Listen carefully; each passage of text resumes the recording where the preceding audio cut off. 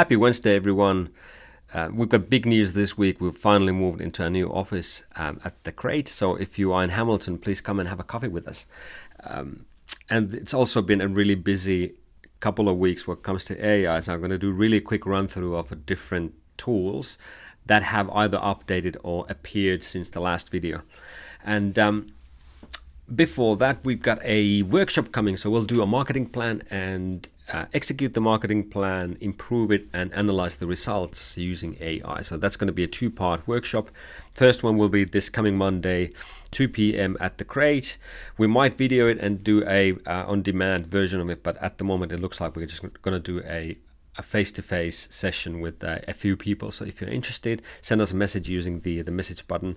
The next one will be August 7th, and then we'll go through how did the campaign go, and what sort of tools did we use for the analysis, and how can it actually be packaged into a playbook that you can then implement in your own marketing. So that's going to be coming up. And now let's jump into I've got a newsletter in the works, so this will pop into your inbox hopefully tomorrow, at latest on Friday. But I've picked 10 tools I had probably like 25 different news articles I was going through, and these were the 10 that I picked. First is Code Interpreter is now available for Plus users, which means that you can now with ChatGPT 4,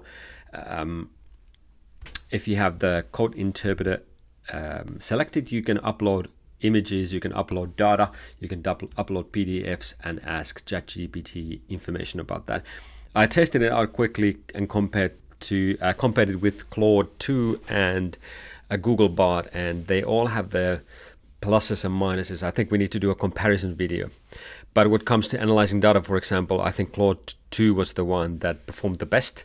And I'll show you just quickly what I did. I uploaded a Google Analytics page report and then asked a few questions, and Claude 2 was able to process it just fine in PDF format. And when I tried to do the same thing on OpenAI, it first of all didn't understand the PDF, and then when I converted it into CSV, it couldn't understand the table formatting. So there's something there that we need to kind of check out and see how it works. But that's Code Interpreter is available, and it's really good for code.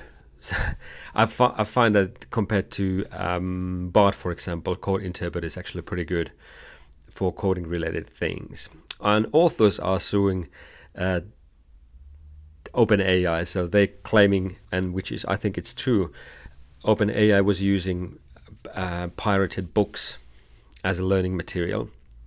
So there's a class action lawsuit against OpenAI, and there's going to be more and more of these. And there's another piece of news which is kind of the opposite. So Shutterstock and OpenAI are doing cooperation where Shutterstock is offering OpenAI high quality material for teaching the models. Claude 2, so that's another large language model, and here's the test I did. So you can upload images. It's got more token space, so it's more. You can input more text there for analysis compared to OpenAI or ChatGPT. But I just uploaded the batch of data and asked a simple question about what opportunities we have based on this report, and it gave it like a really simple breakdown as I asked.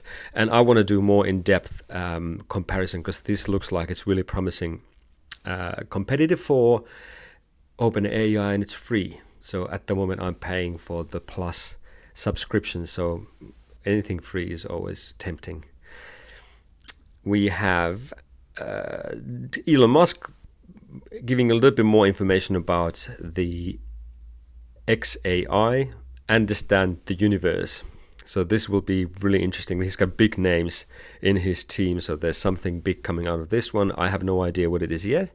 There's two big pieces of news from Stable Diffusion. So they've launched the Stable Diffusion XL1 model, which improves the speed and quality of text images. But the other thing, and I think I featured this in the previous video, ClipDrop, which is basically a web interface for using Stable Diffusion tools. And there's more than just text to image. There's a lot of tools that kind of overlap with the Adobe Firefly features. But I really like this. And there's another new one, which is the Stable Doodle I love this one. This is basically a great starting point if you need to do a larger image, or whatever, where you need to decide the placement of the characters, for example. But this is, I'll do this beautiful cat as an example. And let's say we want to have this in photographic, and let's say this is a cardboard cat. Let's see what sort of ideas it comes up with. But if you want to start creating an image where you need to have certain things in certain places, it might be a great starting point. So this is awesome. That's photographic. We can do origami.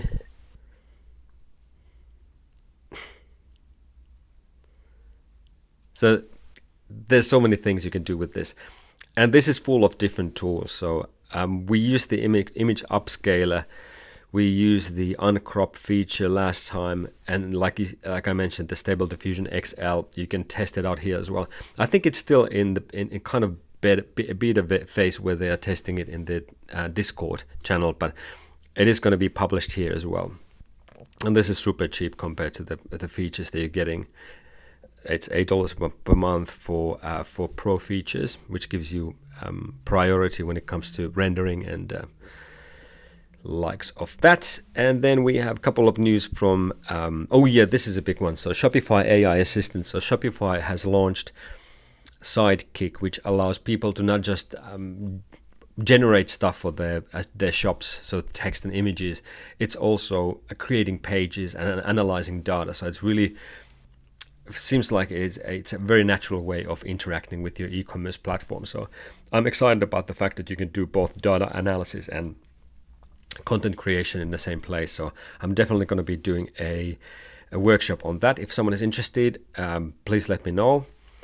And then two big news from so Bard has updated. There's a lot of different things that they've added, and there's a feature called Notebook LM, which is integrated with Drive. Makes it easier for if you upload a lot of information and your Drive is full, you can basically teach the language model understand your projects and the content using that data. So I'm going to be testing that out and reporting how it works. But updates, there's a whole heap of things. So now you can upload images. I think there's a here's the updates list. So they've added more places and languages. They've added lens, which means that it can recognize images and things in images. I had tested it quickly, couldn't really get it working, but I'm expecting it to start working pretty well. Lens is pretty awesome feature. We've got read out responses out loud, and this is great for learning. So if you want to ask Bard a question and you are driving, for example, you can speak the question and then Bard will read back the answer. And I just tested create me a poem and read it out loud, and worked perfectly. The other features, members the conversation. So OpenAI and ChatGPT has had the option of sharing and going back to your chats, and now Bard gives you more options when it comes to storing your chats and sharing them with others. And yeah, a bunch of other things as well. So those are quite interesting. Go and test them out. And then Shutterstock and OpenAI, I mentioned that. Yeah, so instead of suing them, they actually are cooperating, and OpenAI is getting some learning data from them. And there's a bunch of others. I think I'm going to do another video because there's some super cool tools when it comes to animation, for example, that are popping up now. Here's my selection of 10. Thanks for watching, and hopefully see you soon. Come and see us at the office and have a cup of coffee, and have an awesome week. See you.